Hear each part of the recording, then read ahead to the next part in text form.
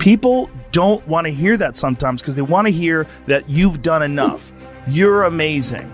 You're a winner. You're a perfect person. You don't need to work harder. People need to accept you, and we need the government to step in and fill in all the holes, fill in all the blanks. And this income inequality idea, like there's an income inequality problem in this country. Well, guess what else there is? There's a fucking effort inequality problem in this country. I think your feelings are important, but I also think that people have a tendency towards self-indulgence. And if you deny that tendency, if you ignore that fact, you're going to create a bunch of people that think that the world does revolve around every single nuanced feeling that they have. Also, there's this rejection of responsibility and discipline. And this equation, they're equating discipline with not just toxic masculinity, but cruelty. That, you're cruel if you impose discipline or if you encourage discipline. And I say, I follow Jocko Willink's advice. Discipline equals freedom.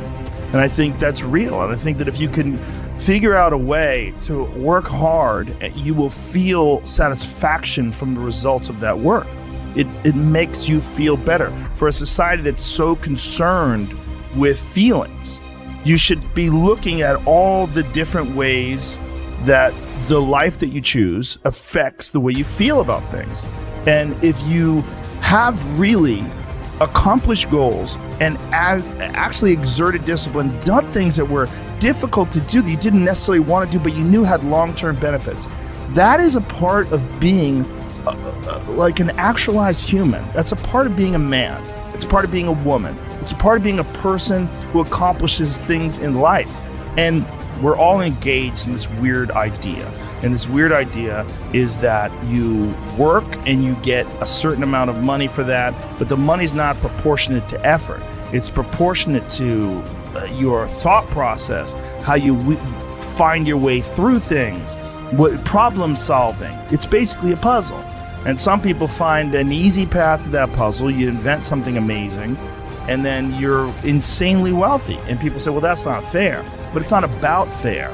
It's about reality. There's a thing that happened. And this one thing that this person created, he sold 1 billion units of this thing, and now he's got a shit ton of money. If you want a shit ton of money, you should figure out how to sell 1 billion units of something. And people are like, but that is reality. It's an uncomfortable reality for a person with no money and no success and no idea for a product that you're going to sell 1 billion units. People don't want to hear that sometimes because they want to hear that you've done enough. You're amazing. You're a winner. You're a perfect person. You don't need to work harder.